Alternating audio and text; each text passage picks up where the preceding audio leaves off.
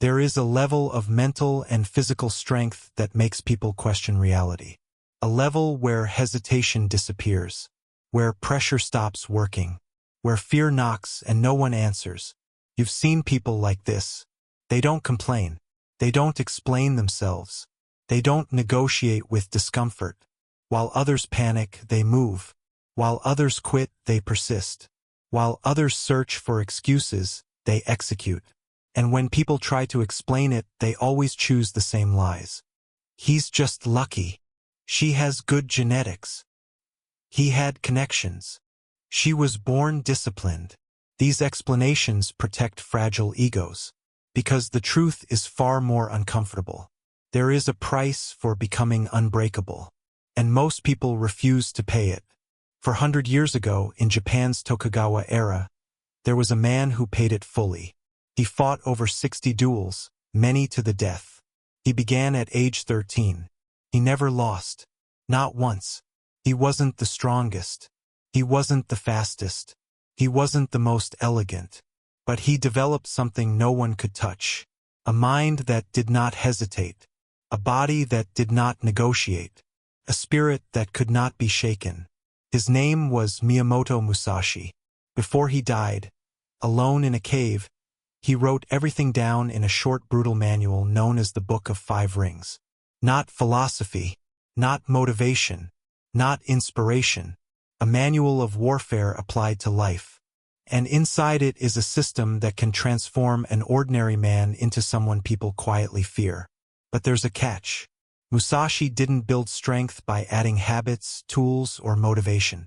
He built it by elimination. He removed everything that made him weak. And that is exactly what this video is about. Chapter 1: The Awakening. This story doesn't begin with a warrior. It begins with an ordinary man. His name was Lucas, 32 years old, engineer, married, 2 kids, a normal life, normal responsibilities, normal stress. But Lucas had a problem he couldn't ignore anymore. He was weak. Not weak in intention, weak in execution. Every morning he promised himself he would work out. He bought a gym membership, then another, canceled all 3. He started diets on Mondays and broke them by Wednesday. He promised to wake up early and hit the snooze button 7 times. The pattern never changed. Strong intention, weak follow-through. And it didn't stop there. When work became stressful, he froze. When conflict appeared in his marriage, he avoided it. When his children needed discipline, he passed responsibility to his wife.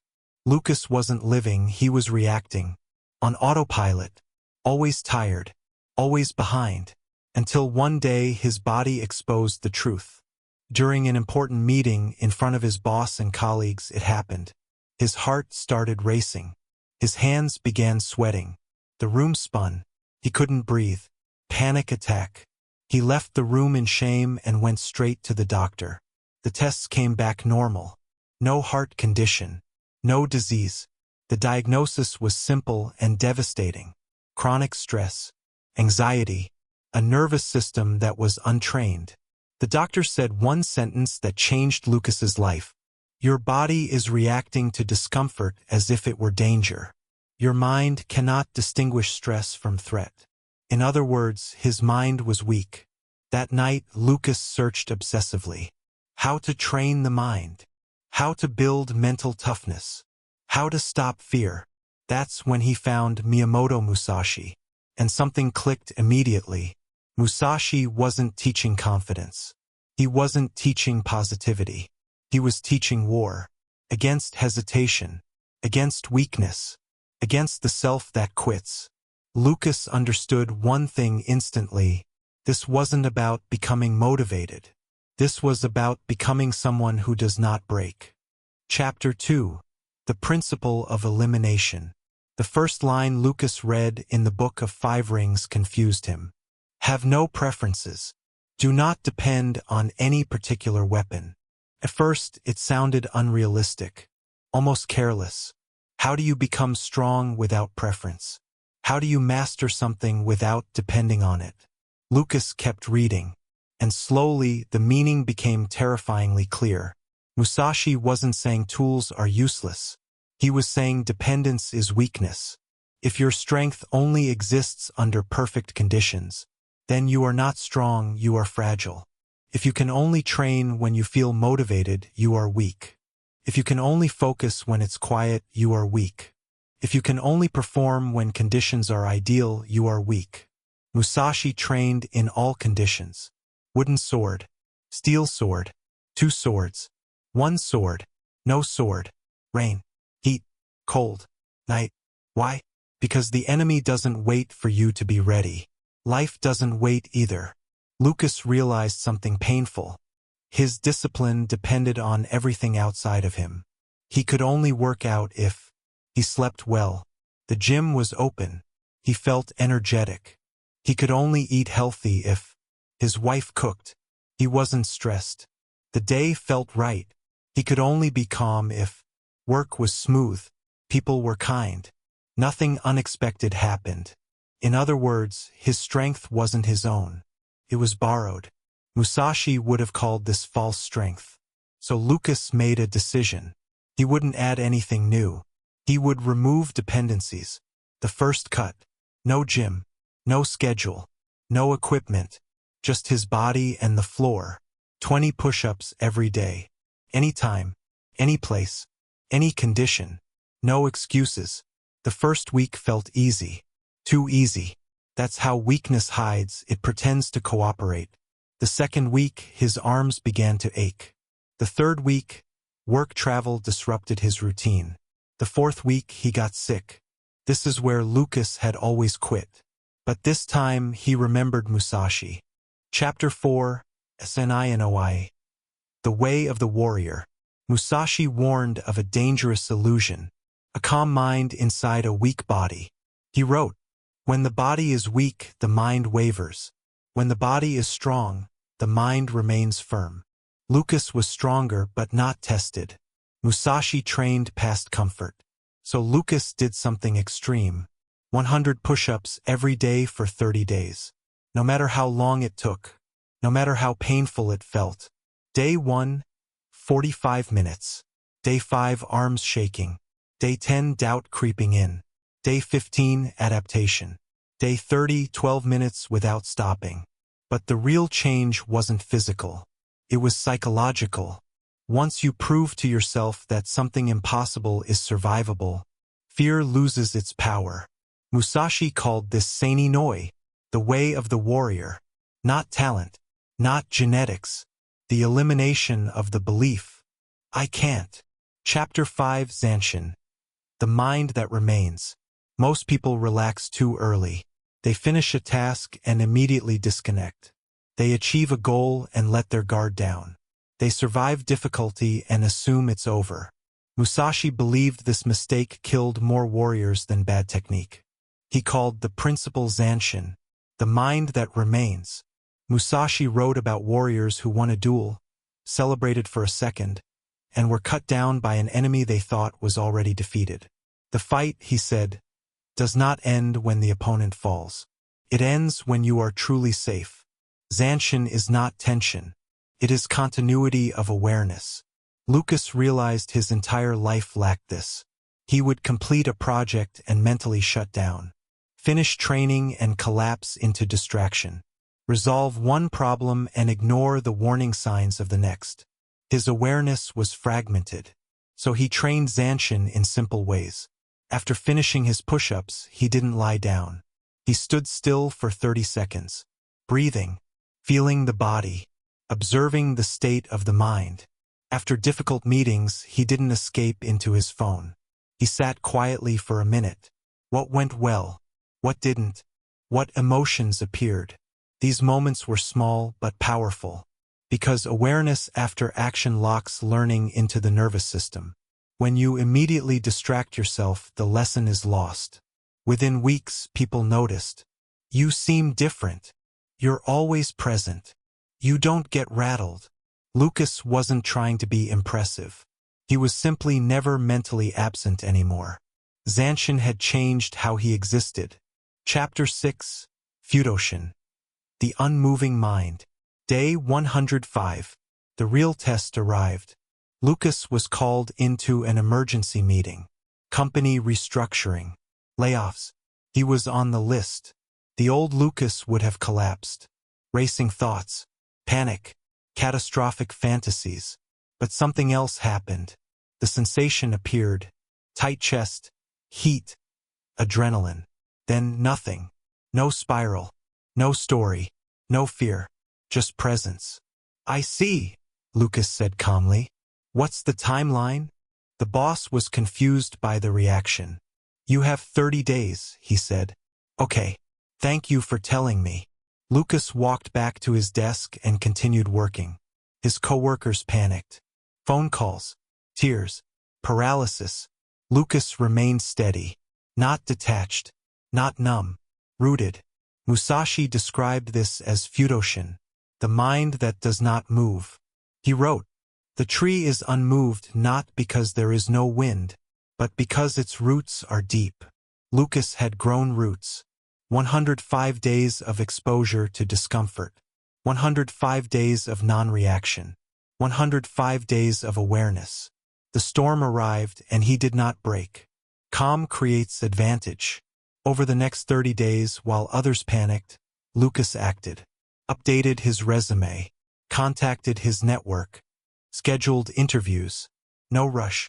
No desperation. By day 23 he had 3 job offers. He accepted the best one. 40% higher pay. Those who panicked? Still unemployed months later. A sports psychologist who trains Olympic athletes explains it simply. Pressure doesn't break people. Lack of exposure does. Lucas had trained pressure daily. Chapter 7, Hēijōshin. The strategy of emptiness. Musashi's most misunderstood teaching came next. Do not intend to win. Intend not to lose. These are not the same. When you fight to win, you overextend. You chase. You expose openings. When you fight not to lose, you remain whole. Musashi never lost a duel because he never created gaps. Lucas applied this immediately. In his new job, he didn't try to impress. He didn't show off. He didn't overpromise. He simply arrived on time, delivered exactly what he said, created no problems. 3 months later, he was promoted. His boss said, "You're not the most brilliant, but you're the most reliable." That is Hēijōshin. Not brilliance. No weaknesses. Lucas applied this everywhere. Diet. Not perfect, just no junk. Training. Not extreme, just never skipped. Marriage. Not dramatic, just never broke his word. No gaps. No excuses. Chapter 8. Sutemi. Abandoning the self. There is a point in every warrior's path where discipline stops feeling empowering. It becomes heavy. Lucas felt it around day 180. The routines were solid. The mind was calm. Life was stable. But something else appeared. Emptiness. Not peace. Not sadness. A strange loss of identity. Who am I without struggle? Who am I without chaos? Who am I without reacting? Musashi warned about this moment. He called it Sutemi, the abandonment of the self. Not suicide. Not recklessness. The death of the ego that needs recognition. Musashi wrote, "When you abandon the body, you abandon fear." Lucas realized most of his past decisions were driven by one thing: the need to be seen, to be respected, to be admired, to be validated. Discipline had slowly stripped that away. No one praised his push-ups. No one celebrated his calm. No one noticed his restraint. And that was the point. True power is invisible. Lucas stopped explaining himself. Stopped defending his choices. Stopped seeking approval. When criticized, silence. When praised, indifference. When misunderstood, acceptance. This is where most people turn back. Because ego pain feels like death. But those who pass through it become untouchable. The final attachment. One night, Lucas caught himself staring at his phone. No notifications. No messages. Old Lucas would have felt rejected. This time he smiled. Because he no longer needed noise to confirm his existence. Musashi wrote, "To be empty is not to lack something. but to be unburdened. Lucas felt light. Chapter 9. The Scary Consequence of Discipline. Here's what no motivational speaker tells you. Discipline changes how people feel around you. Friends become cautious. Co-workers become distant. Some people disappear completely. Why? Because your consistency exposes their inconsistency. Lucas noticed it slowly. Invitations stopped coming. Jokes around him became forced. People measured their words. Not because he was arrogant, but because he could not be moved. People unconsciously test others. Skip once. Complain with me. React emotionally. Lucas didn't, and that made people uncomfortable. Musashi lived alone. Not because he hated people, but because most people cannot coexist with someone who is internally free. Discipline is attractive from afar, but threatening up close. The price. Lucas had fewer friends, but deeper respect. Less noise, more clarity. Musashi accepted this trade willingly. He wrote, "Walk alone if you must. The path does not bend for companions." Final part. The transformation. Lucas woke up one morning and realized something terrifying. Nothing controlled him anymore. Not fear. Not desire. Not other people's opinions. Not circumstances. He trained because he chose to. He worked because he decided to. He spoke because it was necessary, not emotional. This is why disciplined people scare others. They are predictable in action, but impossible to manipulate. They don't chase. They don't beg. They don't react. They move forward. Quietly. Relentlessly. Musashi was never the strongest man in the room. He was never the fastest. He never relied on motivation. He relied on structure. And structure, applied daily, turns ordinary men into immovable forces. If you want this life, remember one rule. Never negotiate with weakness. Train on bad days. Act without emotion. Remain aware after the battle. And when the world tests you, do not